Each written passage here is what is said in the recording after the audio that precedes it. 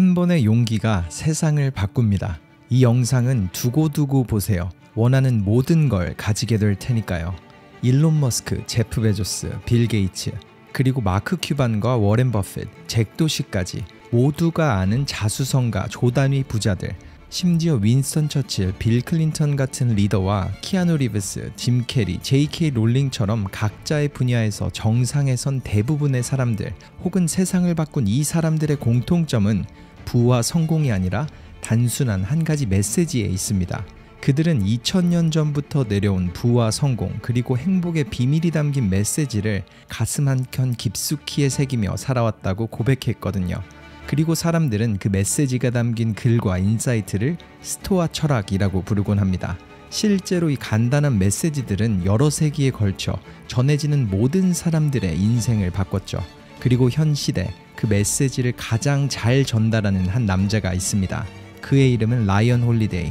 스토아 철학의 메시지들을 간단하게 요약한 그의 글은 조단위 자산가와 자수성가 사업가 그리고 최고의 셀러브리티와 세계적 레벨의 운동선수들까지 수천만 명의 사람들에게 닿으며 퍼지고 있습니다.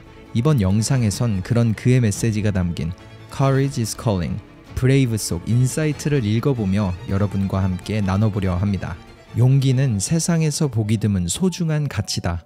동시에 용기는 단순해서 끝없이 재생할 수 있는 자원이라 할 수 있으며 우리의 내면에서 숨쉬며 곳곳에 널려있다. 심지어 직장이든 가정이든 상관없이 모든 곳에서 매일 용기를 낼 수 있다. 그런데도 용기는 쉽게 찾아볼 수 없다. 왜 그럴까? 왜냐하면 우리가 두려워하기 때문이다. 왜냐하면 우리에게는 당장 처리해야 할 다른 할 일이 있고 지금은 용기를 낼 좋은 시기가 아니라고 생각하기 때문이다. 하지만 모두 그렇게 생각한다면 우리는 어떻게 되는 것일까? 소련을 비판하는 데 앞장섰던 작가 알렉산드르 솔제니치는 이런 말을 남겼다. 한 가지 짚고 넘어가야 할 분명한 사실이 있다. 고대부터 용기가 사라지는 것은 종말이 다가오는 신호라고 여겼다는 것이다. 인류 역사상 가장 위대한 순간에는 한 가지 공통점이 있다. 바로 평범한 사람들이 용기를 냈다는 것이다. 그들은 누군가 해야 할 일을 자신이 실천했다. 내가 아니면 누가 한단 말인가 라고 반문하면서 말이다. 용기는 위험의 다른 얼굴이다. 그리고 용기는 희생이자 헌신, 끈기, 진리, 결단력이다. 다른 사람이 못하거나 안 하려는 일을 할 때, 사람들이 하면 안 된다고 하거나 할 수 없을 거라고 하는 일을 할 때 그때 발휘하는 게 용기지 그렇지 않으면 용기가 아니다. 윈스턴 처칠은 이렇게 말했다. 모든 사람의 일생에는 특별한 순간이 찾아온다. 비유적으로 말하자면 누군가가 우리의 어깨를 두드리며 아주 특별한 일을 할 기회를 준다. 준비가 되지 않아서 또는 자격을 갖추지 못해서 그 위대한 순간의 기회를 잡지 못한다면 얼마나 큰 비극인가. 하지만 더 정확하게 말하자면 인생에는 이런 순간, 즉 기회가 우리 어깨를 두드리는 순간이 특별히 단 한 번이 아니라 자주 찾아온다. 처칠은 수없이 용기를 냈다. 그런데 이러한 처칠도 용기를 내는데 실패한 적이 있었을까? 실수를 저지른 적은 기회를 잡지 못할 때도 있었을까? 당연히 있었다. 하지만 우리가 좀처럼 용기를 내지 못하는 것을 변명하고자 다른 사람의 결점에 초점을 맞추기보다는 그 사람이 용기를 낸 순간을 보고 배우는 데 집중하자. 위인의 삶을 들여다보면 같은 주제가 반복되는 것을 알 수 있다. 크게 용기를 내야 하는 중대한 순간이 있다면 소소하게 용기를 내야 하는 자잘한 순간도 많다. 용감한 사람은 오히려 두려움을 딛고 일어선다. 용감한 사람에게는 두려움을 자유자재로 다룰 능력이 있다. 그러한 능력이 있기에 그 사람들은 빛나 보인다. 아무 행동도 하지 않고는 절대 위대한 일을 해낼 수 없다. 겁쟁이에 대해 적은 기록은 남아있는 게 없다. 아무도 겁쟁이를 기억하거나 존경하지 않는다. 위대한 사람이 되고 싶다면 먼저 두려움을 정복하는 법을 배워야 한다. 중요한 순간에 두려움을 딛고 일어서는 법을 익혀야 한다. 성경에서 가장 많이 반복되는 구절이 무엇인지 아는가? 바로 두려워하지 말라라는 말이다. 미국의 작가 윌리엄 포크너는 이렇게 말했다. 겁을 먹는 건 어쩔 수 없다. 하지만 두려워하지 말라. 겁과 두려움은 본질적으로 분명히 다르다. 겁은 일시적으로 몰려드는 느낌이다. 겁먹은 것은 용서받을 수 있다. 하지만 두려움은 상태이다. 두려움이 나를 지배하게 내버려두는 것은 수치스러운 일이다. 겁은 경계하고 상황을 일깨우며 위험을 알려줘서 우리를 돕는다. 하지만 두려움은 우리를 끌어내리고 나약하게 하며 마비시켜서 우리를 방해한다. 불확실한 세상, 귀찮고 복잡한 문제가 많은 시대에 두려움은 골칫거리다. 그 두려움 때문에 우리는 머뭇거리게 된다. 겁을 먹어도 괜찮다. 겁먹지 않는 사람이 세상에 존재하긴 할까? 하지만 겁이 난다고 해서 멈춰서는 안 된다. 중요한 것은 두려워하지 않는 것이다. 잊지 마라. 가치 있는 일 가운데 무섭지 않은 일은 없다. 의심, 불안, 한계, 악의와 씨름하지 않고 위대함을 이룩한 사람은 없다. 대부분 두려움의 근원은 다른 사람이 자기를 어떻게 생각할까 하는 데 있다. 이런 생각은 자기 자신을 마비시킨다.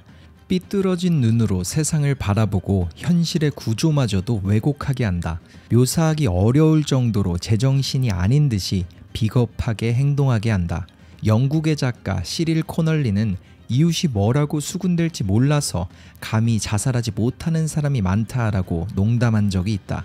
그 정도로 우리는 다른 사람들이 어떻게 생각하는지에 너무나도 신경 쓴다. 역설적으로 새롭고 감명을 주며 옳은 일은 당시 격렬하게 반대하는 사람들의 목소리를 무릅쓰고 이루어냈다. 현재 사랑받고 있는 것의 대부분은 만들어지거나 채택됐던 당시에는 하찮게 여겨졌지만 그런 시선을 누가 그러느냐는 듯 무시한 사람들 덕분에 지금까지 살아남았다. 그런데 이렇게 다른 사람의 반대를 극복해야 할 난관이라고 바라볼 능력이나 의지가 부족할 때가 종종 있다. 사람들은 목소리를 높이기보다 범죄자와 한통속이 되는 게 낫다고 생각한다. 장래가 덜 보장되는 일을 하고자 일을 그만둔 이유를 설명하기보다는 기존 직장에 남는 것을 선호한다. 감히 의문을 제기하기보다는 쓸데없는 유행을 따라가려고 한다. 두려움이 자기를 지배하게 두어서는 안 된다. 왜냐하면 사람들의 기분을 거스르지 않으면서 중요한 일을 해낸 사람은 여태까지 단 한 명도 없었기 때문이다. 의구심에 부닥치지 않고 변화가 일어난 적은 없었다. 조롱받지 않는 운동은 없었다. 획기적인 사업 중에서 다른 사람이 분명 실패할 거라고 큰소리치지 않았던 사업은 없었다. 얼굴도 모르고 책임질 일도 없는 제3자의 일반적인 의견이 여러모로 고민하고 고려한 당사자의 의견보다 가치 있게 평가된 적은 역사상 단 한 번도 없었다. 숫자를 세어보기 전에는 항상 많아 보이는 법이다. 장애물, 적, 비판 등은 생각하는 것만큼 많지 않다. 다른 사람들이 우리가 그렇게 믿길 바라는 착각일 뿐이다.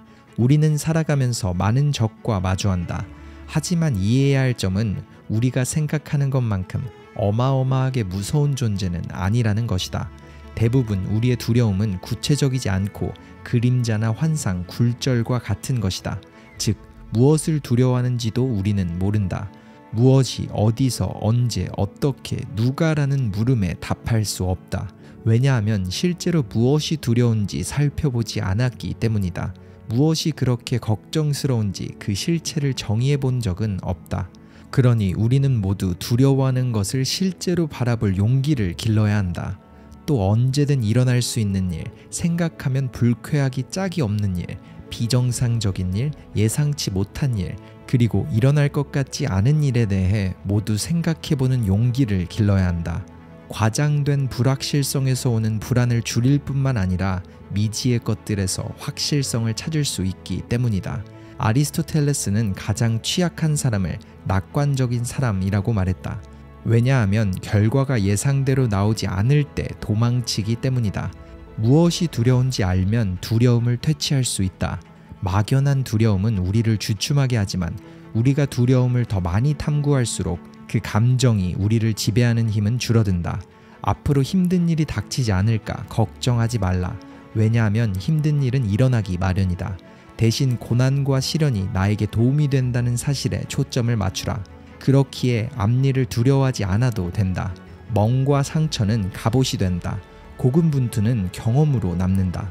이런 과정을 통해 더 나은 사람이 된다. 이 순간을 위해 그동안 준비한 것이다. 셰익스피어는 이런 말을 남겼다. 풍요와 평화가 겁쟁이를 낳는다. 고난은 용기의 어머니다. 이 일이 나중이 아니라 차라리 지금 일어나서 다행이다. 왜냐하면 오늘 이런 일을 겪었기에 다음에는 더 잘할 수 있기 때문이다. 어려워서 생기는 장점도 있다. 겁쟁이를 쫓아내고 용감한 자를 끌어들인다. 그렇지 않은가? 위험은 빨리 마주할수록 더 나은 법이다. 억만장자든 평범한 사람이든 신체가 튼튼한 사람이든 두뇌가 명석한 사람이든 간에 그 사람이 어떤 일을 할 수 있는지 없는지를 판가름하는 것은 항상 두려움이다. 자기에게 힘이 없다고 생각하면 정말 무력해진다. 본인이 자기 운명의 선장이 아니라면 그 운명이 자기 자신의 선장이 되고 말 것이다. 삶을 살아가는 데는 두 가지 방법이 있다. 자신이 처한 상황을 바꿀 능력을 갖추거나 자신이 처한 상황에 그냥 휘둘리는 것. 우리는 이 두 가지 실제적인 진실 중 하나를 택하면 된다. 운에 기댈 수도 있고 원인이 있기에 결과가 있다고 이해하며 순응할 수도 있을 것이다. 물론 무언가를 할 수 있다고 생각한다고 해서 실제로 전부 할 수 있는 것은 아니다. 하지만 할 수 있다고 믿지 않는다면, 도전을 하는 게 두렵다면 그 일을 해낼 가능성은 거의 없어진다. 피터 틸은 이렇게 말한 적이 있다. 세상엔 천재보다 용기 있는 사람이 더 적다. 조지 버나드 쇼는 이렇게 말했다. 합리적인 사람은 자신을 세상에 맞춘다. 하지만 비합리적인 사람은 세상을 자신에게 맞추려고 애쓴다. 그래서 세상의 진보와 희망은 비합리적인 사람의 용기에 달려있다. 두려움을 느끼는 것은 당연하다. 위험을 피할 수 있고 상황에 맞출 수 있으며 합의할 수 있기 때문이다. 모난돌이 정맞는다와 같은 수많은 격언은 우리에게 순리를 거스르지 말 것을, 권위를 이길 수 없음을 상기하게 한다. 정말 그럴까? 만약 그렇다고 할지라도 모든 사람이 이 말을 믿었다면, 두려움이 모든 것을 지배했다면 선은 절대 악을 이길 수 없었을 것이다. 새로운 게 기존의 것을 대체할 수 없었을 것이다. 어떤 것도 더 나아지지 않을 것이다. 이것은 우리가 원하는 것이 아니다. 이 세상에 온 이유가 되지도 못한다. 우리가 삶에서 원하는 것, 세상에 꼭 필요한 것은 모두 두려움의 반대편에 있다. 그 모든 것은 용기를 발휘해야만 얻을 수 있다. 두려움을 무너뜨리자. 사실만 들여다보라. 탐구하라. 그래야만 볼 수 있다. 마르쿠스 아우렐리우스는 말했다. 적이 보는 것, 적이 보여주고 싶어하는 것을 보지 말고 실제로 존재하는 것을 보라. 그림 형제의 한 우화에서 노인은 어린 소년에게 세상의 현실을 보여준다. 위험을 감수하지 않고 발전하는 방법은 없다는 현실 말이다. 동굴 바닥에서 거대한 돌을 옮겨 노인은 소년에게 끝이 보이지 않을 것 같은 구멍을 보여준다. 여기로 가면 되네. 노인이 말했다. 하지만 계단이 없는걸요? 소년이 대답했다. 뛰어내려야 한단다. 다른 방법은 없어. 끝이 보이지 않는 구멍으로 뛰어내리기는 무섭다. 하지만 다른 선택지는 없다. 모든 성장은 어둠 속에서 도약할 때 이루어진다. 그것이 두렵다면 우리는 가치 있는 일을 절대 해내지 못할 것이다. 두려움이 건네는 충고에 귀를 기울인다면 전혀 발을 뗄 수도 도약할 수도 없을 것이다.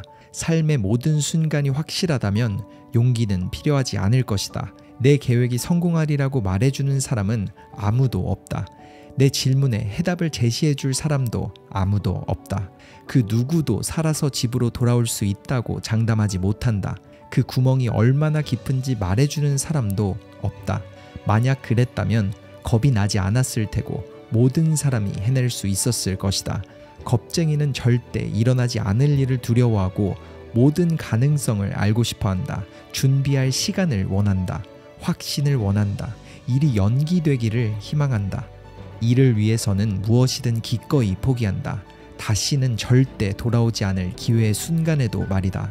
나이팅게일은 말했다. 해변에서 할 일 없이 서 있기보다는 새로운 세계로 향하는 길을 개척하다가 파도 속에서 죽는 게 100번 낫다. 그렇게 나이팅게일은 새로운 세계를 찾았다. 그렇게 하지 않았다면 얼마나 많은 사람이 불필요하게 목숨을 잃었을지 상상해보자. 그러니 만약 두려움이 인생의 원동력이라면 놓치게 될 것을 두려워하라. 행동하지 않으면 어떻게 될지 두려워하라. 먼 훗날 사람들이 용기 내지 못한 우리를 어떻게 생각할지 두려워하라. 우리가 놓치는 것이 무엇일지 생각해보라. 마음을 크게 먹지 못해서 치러야 할 대가를 생각해보라. 우리가 느끼는 두려움은 일종의 신호다. 용기를 낼 일이 없다면 지루한 삶을 사는 것이다. 도약해야 하는 이곳에 서라. 우리는 평범한 결정을 내리면서도 비범한 삶을 살 수 있다고 생각한다. 하지만 이는 사실이 아니다. 피터 드러커에 따르면 미래를 일구어 나가고자 노력하는 것은 위험하지만 시도조차 하지 않는 것은 더 위험하다. 인생은 위험하다. 아무리 많은 사람이 아니라고 말한다고 하더라도 이 사실을 바꾸지는 못할 것이다. 태어난 날부터 우리의 죽음은 예정되어 있다. 대부분 사람은 침대에서 죽는다는 것을 기억하자. 침대에 머물기보다는 일어나서 활동하는 게 훨씬 더 안전하다. 그러니 증명해 보이겠다고 결심하자. 새로운 모험에 모든 것을 걸어보자. 그리고 이걸 잊지 마라. 용기란 무너지지 않는 것이 아니라 무너졌을 때 다시 일어나는 것이다. 용기는 두려움 속에서 우리를 부른다. 이 부름에 어떻게 답할지는 우리의 손에 달렸다. 인생에 단 한 번뿐이 아니라 1000번이나 기회가 있다. 과거나 미래에만 있는 것이 아니라 지금, 오늘도 말이다. 그렇다면 어떻게 해야 할까? 어떻게 용기를 낼 수 있을까?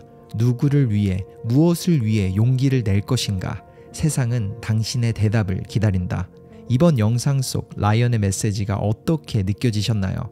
나도 모르게 세상과 타협하며 살아가며 특별한 것 대신 남과 같은 걸 선택하던 자신에게 한 번의 용기를 낼 수 있도록 도와주는 스토아 철학, 그리고 용기를 낸 한 번의 경험으로 어떤 사람들은 수많은 사람들을 변화시켰고 또 세상을 바꾸기도 했습니다. 그리고 스티브 잡스가 했던 말처럼 그들은 우리보다 특별하고 똑똑한 사람들이 아닌 우리와 똑같지만 한 번의 용기를 낸 사람이라는 그런 생각이 들었습니다. 여러분의 생각은 어떠신가요? 그 다짐을 댓글로 많은 분들께 공유해주세요. 터닝포인트였습니다.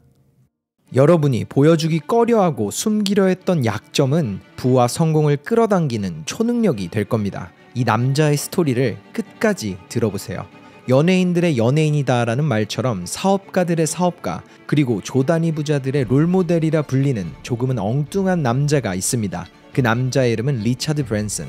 버진 그룹이라는 메가 기업을 가진 그는 현재 전 세계에서 운영하고 있는 사업의 종류만 무려 400개가 넘으며 우주여행 회사에서부터 통신사와 헬스, 레이싱 회사까지 안 하는 사업을 찾기가 힘들죠. 현재 하나로 4조 원에 가까운 자수성가 부자가 된 리차드. 하지만 그의 엄청난 성공과 유명세 뒤에는 상상하지 못했던 스토리가 숨어 있었습니다. 이번 영상에선 그런 그의 스토리와 그를 현재 위치에 올려놓은 인사이트를 여러분과 함께 나눠보려고 합니다. 리차드는 자신의 어린 시절을 이렇게 회상합니다.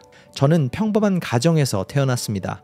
아버지는 고고학자라는 꿈을 가지고 계셨지만 할아버지를 따라 법을 공부하셨고, 누구보다 사랑스러우시고 상냥한 어머니는 승무원으로 일을 하시며 집안의 보탬이 되고자 쓰레기통 혹은 휴지 케이스를 집에서 만들며 1시간도 허투루 쓰시지 않으셨어요. 이렇게 중산층의 행복한 가정에서 자란 리차드. 하지만 가장 큰 문제는 학교에서 일어났습니다. 그는 심한 난독증을 가지고 있었고 학교 교육과는 전혀 맞지 않은 그런 학생이었습니다. 그는 8살 때 학교에서 한 경험을 이렇게 말했어요. 학교에서 IQ 테스트를 하는 날이었습니다. 저는 그 테스트 종이에 아무것도 적지 못했죠. 그래도 어머니는 저를 항상 응원해 주셨지만 학교에서는 저를 이렇게 평가했었다고 말하시더군요. 리차드는 99%의 확률로 멍청하거나 1%의 확률로 특별한 아이일 겁니다. 그래서 제 부모님은 그 1%에 모든 걸 걸었죠. 그리고 어머니는 항상 제게 말씀하셨어요. 집에 있지 말고 밖으로 나가서 조금이라도 쓸모있는, 세상에 도움이 되는 일을 하거라. 그리고 그게 제 모토가 되었습니다. 그렇게 학교에 적응을 못한 리차드. 어머니가 하던 작은 사업을 따라해보겠다고 크리스마스 트리와 애완용 새를 팔아보기도 했지만 야심차게 도전했던 결과는 연이어 실패로 찾아왔고 학교에선 여러 번의 강제 전학을 가야 했습니다. 그리고 15살이 되던 해 한 가지 기발한 생각을 하게 되죠. 학생들에게 도움이 되는 매거진을 만드는 게 어떨까? 그렇게 그는 잡지사를 차리기로 마음을 먹습니다. 하지만 그 순간 위기가 찾아왔죠. 교장 선생님이 그를 교장실로 불렀고 이렇게 말했거든요. 리차드, 네가 잡지사를 준비한다는 걸 들었어. 하지만 넌 둘 중 하나만 선택해야 해. 준비하는 매거진을 그만두고 학업에 집중하거나 매거진을 계속 만들고 싶다면 내가 널 퇴학시킬 거야. 자, 어떤 선택을 할래? 15살이라는 너무도 어린 나이의 리차드는 학교보다는 매거진을 선택했고 그렇게 학교에서 쫓겨나게 됩니다. 그는 이렇게 말했어요. 저는 오히려 그걸 기회라고 생각했습니다. 제가 가진 난독증을 저는 초능력이라고 생각했죠. 지금도 마찬가지이고요. 물론 공부를 잘하는 사람들에겐 이런 도전이 위험하겠죠. 저도 사실 운이 좋아서 성공한 부분도 있겠지만 그 당시 못하는 공부를 그만두고 매거진이라는 새로운 도전을 한 일은 저에겐 너무도 행운 같은 일이었습니다. 그렇게 처음으로 저희 어머니가 해주셨던 말인 사람들의 인생을 더 나은 인생으로 바꾸는 저만의 첫 도전을 할 수 있었습니다. 그렇게 리차드는 몇몇 친구들과 함께 학생들을 위한 스튜던트라는 매거진을 만들었습니다. 실제로 그는 그 매거진을 준비하면서 다양한 사업가들을 인터뷰하고 또 그들에게 배우며 사업가적 마인드를 가지게 되었다고 해요. 그리고 매거진 첫 발매를 앞두고 다양한 회사에 연락을 돌려 무려 800만 원이라는 광고 수익을 만들게 되죠. 리차드는 그 돈으로 무려 5만 장의 매거진을 무료로 영국의 학생들에게 배포했습니다. 그렇게 퇴학당한 그는 어느새 마케팅의 귀재로 알려졌고 3년이라는 시간 동안 매거진은 성공적으로 운영됐습니다. 하지만 그런 성공도 그를 잡아두진 못했죠. 그는 더 큰 성공을 원했습니다. 어린 학생들을 위한 잡지를 만들며 직접 소통을 하기도 한 리차드는 너무도 많은 세상 속 문제들을 마주했습니다. 그렇게 그는 더 큰 문제를 풀기 위해 더 큰 힘을 원했던 거죠. 그는 당시 상황을 이렇게 말합니다. 저희 매거진에는 레코드 회사의 광고를 게재했었습니다. 그랬기에 직접 레코드를 배송해서 판매하면 어떨까 이런 생각이 들었고 바로 레코드 스토어를 열었죠. 하지만 상상과 현실은 너무도 달랐습니다. 당시 레코드 판매 세금은 33%가 넘었고 더 큰 사업을 이어가고 싶던 저에겐 더 많은 현금이 필요했거든요. 그렇게 고민을 하던 저는 하지 말아야 할 선택을 하고 말았죠. 그렇게 방법을 고민하던 리차드는 한 가지 편법을 발견했습니다.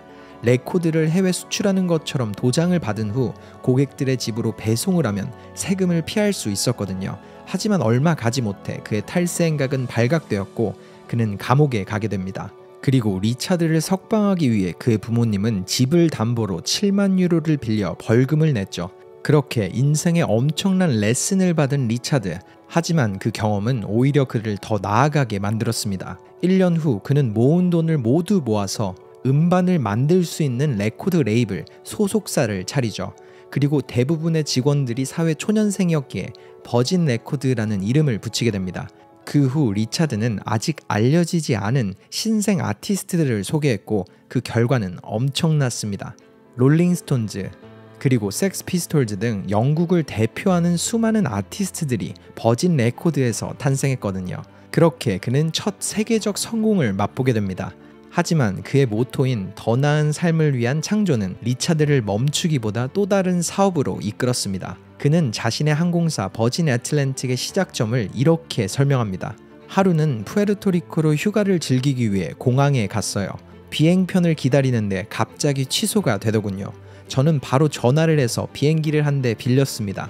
그리고 기다리던 사람들에게 돈을 조금씩 받아서 그 사람들을 태우고 여행지에 가서 즐거운 시간을 보냈죠. 그때 항공사라는 사업이 제 머릿속을 스쳐 지나갔어요.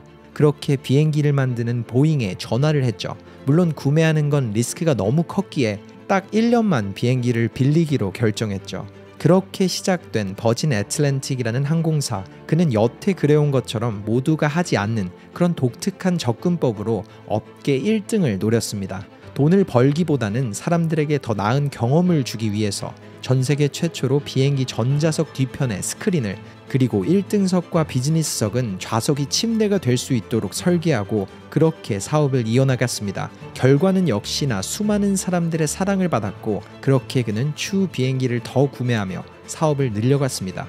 물론 브리티시 에어웨이라는 영국 최대의 항공사가 점차 커지는 버진 애틀랜틱을 해킹해서 고객 정보를 훔치고 또 항공편을 일부러 결항시키는 등 리차드의 회사를 무너뜨리려고 불법적인 전략을 썼지만 오히려 법정에서는 리차드의 손을 들어줬고 보상금으로 받게 된 10억이 넘는 돈을 자신의 직원들에게 모두 나눠줘 버렸죠. 그렇게 버진이라는 브랜드, 아니 리차드 브랜슨이라는 퍼스널 브랜드는 사업가들이 꿈꾸는 롤모델이 되었습니다.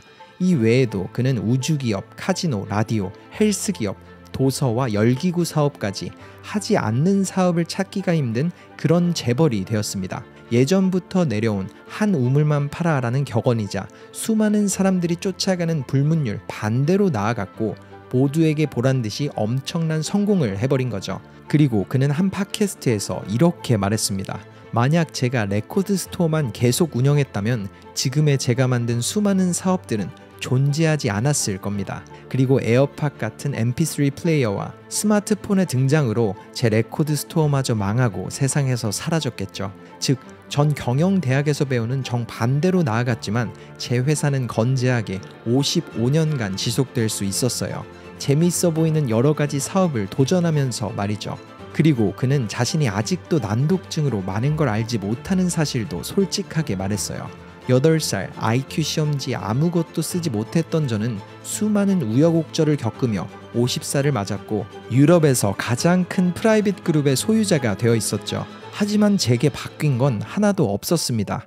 그해 열린 버진그룹의 주주총회에선 총이익률과 순이익률이 뭔지도 몰랐었거든요.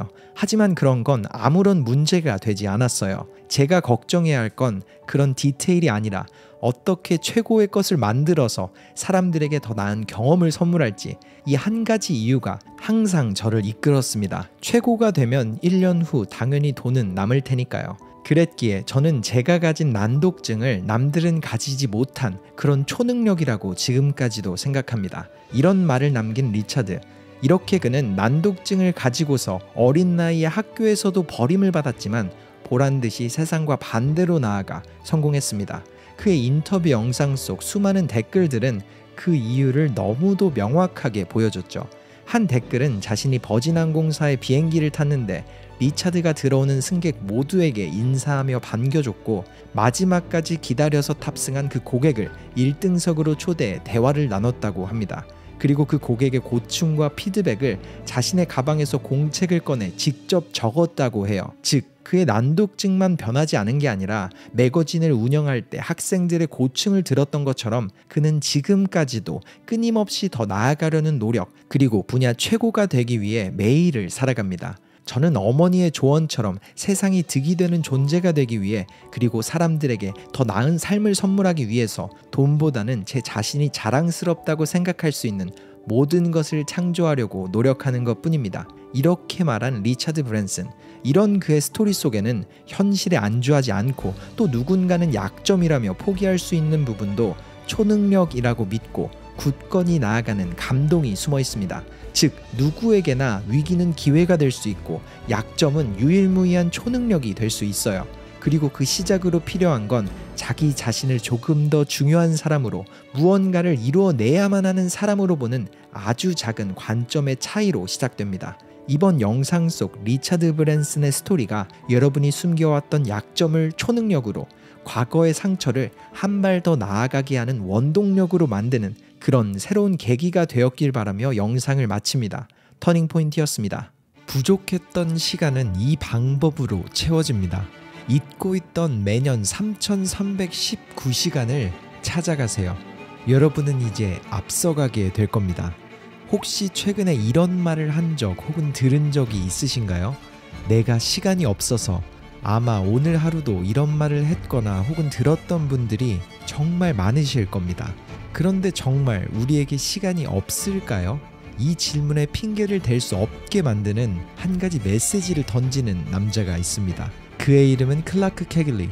자신의 도전을 지하방에서 시작한 클라크. 그는 과거 자신의 위치에 있는 전 세계 수많은 사람들에게 시작할 수밖에 없는 그런 메시지와 인사이트를 전하고 있죠.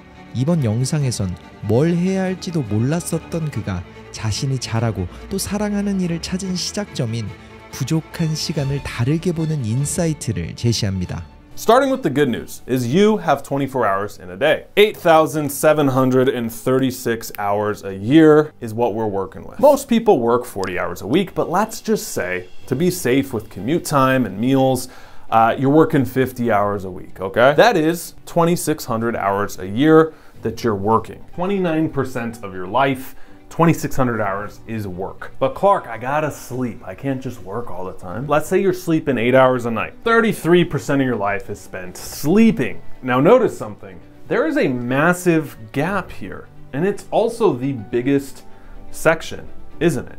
Well, what is that time?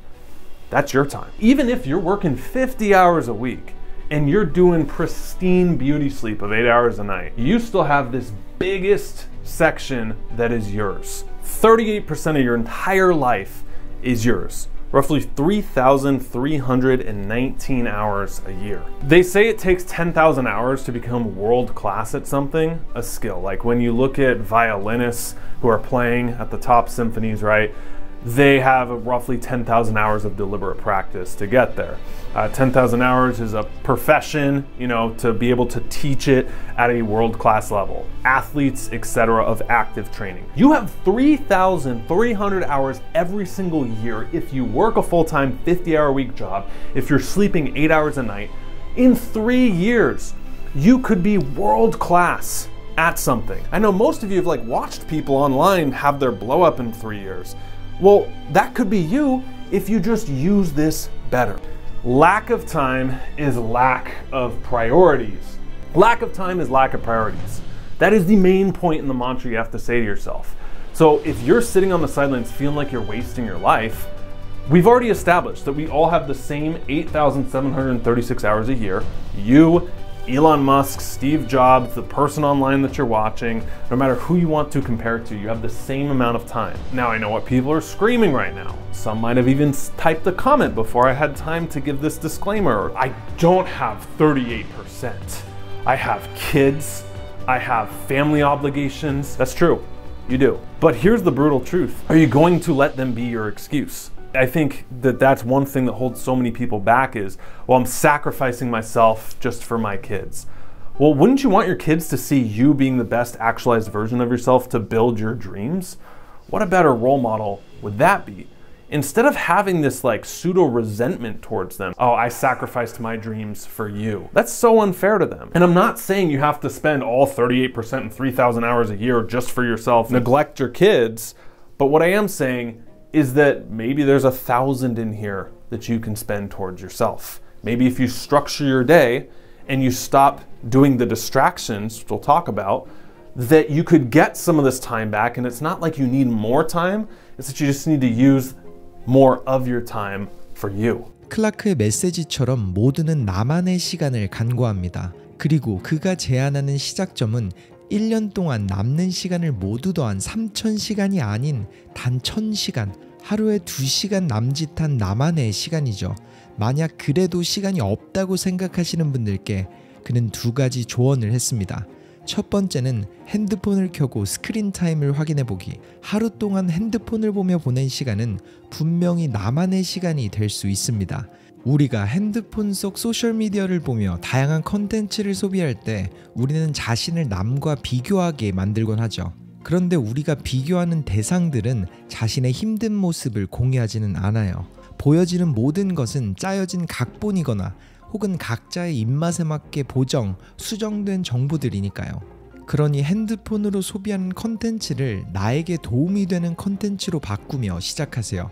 그가 말한 2번째 방법은 생산성을 높이려고 노력하기보다 집중도를 높이려고 노력하기입니다. 생산적인 하루를 원하며 15분 간격으로 모든 스케줄을 정하는 것보다는 자신에게 어느 정도 생각할 시간을 주고 해야 할 일에만 집중하는 것이 더 큰 도움이 된다고 말했죠. 우리의 인생을 바꾸는 길은 열심히 사는 것보다는 남들과는 다른 사고방식을 가지게 하는 그런 작은 순간들로 시작됩니다. 그리고 자기개발 분야에서 수많은 사람들이 언급하는 말콤 글래드웰이 말한 1만 시간의 법칙. 하지만 그의 아이디어는 사실 심리학자 앤더스 에릭슨이 아마추어 바이올리니스트와 세계적인 연주자 간의 차이점을 제시하며 1993년 발표한 논문에서 처음 등장한 내용입니다. 즉 30년도 더 넘은 오래된 정보예요. 그리고 그때와 지금은 다르죠. 그 당시에는 유튜브나 다양한 온라인 플랫폼이 없었기에 새로운 무언가를 배우기 위해서는 학교에 가거나 오랜 시간을 들여 정보를 찾아 글로 배워야 했습니다. 하지만 지금은 모든 게 우리의 손에 있잖아요. 수많은 정보들을 너무도 쉽게 접할 수 있으며 책, 영상, 그리고 클래스 등 원하는 방식을 선택해서 언제든 보고 듣고 배울 수가 있죠. 그리고 채널에서 많은 화제가 되었던 조시 카우프만은 자신의 키노트 스피치 중 아무것도 모르는 상태에서 실력이 눈에 띄게 향상되는 걸 느끼는 데에는 1만 시간이 아닌 그보다 현저히 작은 단 20시간이 소요된다고 말하기도 했습니다. 세계 최고의 퍼포먼스를 위해서는 1만 시간이 필요하겠지만 우리가 무언가를 잘하기 시작하는 시간, 그리고 그 일에 재미를 가지게 되는 시간은 1만 시간이 아닌 단 20시간이면 충분합니다. 하지만 아직도 시작이 두려우시다면 이것 하나만 기억하세요. 전 세계적으로 실시되는 여론조사인 갤럽 리포트의 직업 만족도 조사 결과 무려 85%의 사람들은 자신의 직업에 만족하지 못한다는 결론이 나왔습니다. 그런데도 그들은 싫어하는 일을 은퇴할 때까지만 해야 한다는 그런 마음가짐을 가지고 살아가죠. 이처럼 수많은 사람들이 시간을 낭비하고 있습니다. 그렇기에 티끌모아 태산이다 라는 말은 현 시대에 돈을 모을 때보다 오히려 시간을 아낄 때 써야 한다는 그런 격언이 된 것 같다는 생각이 듭니다. 그러니 만약 여러분이 행복하지 않은 85%가 아닌 소수의 15%의 사람들이 되고 싶다면, 자신의 꿈을 펼쳐보지 못한 이유나 핑계를 대고 싶지 않다면 지금부터라도 나만의 시간을 가지세요. 아주 작게 시작해도 괜찮습니다. 실제로 수많은 사람들이 작게 시작했거든요. 그리고 그들이 마주하게 된 그 끝은 항상 그들이 원했던 삶, 후회가 없는 인생으로 이어졌습니다. 이번 영상 속 인사이트가 시간이 없다라는 고정관념을 지우고 남들과 자신을 비교하는 나날이 아닌 어제의 나와 오늘의 나를 비교하는 계기, 그리고 당신의 하루를 다시 돌아보는 기회가 되었길 바랍니다. 터닝포인트였습니다.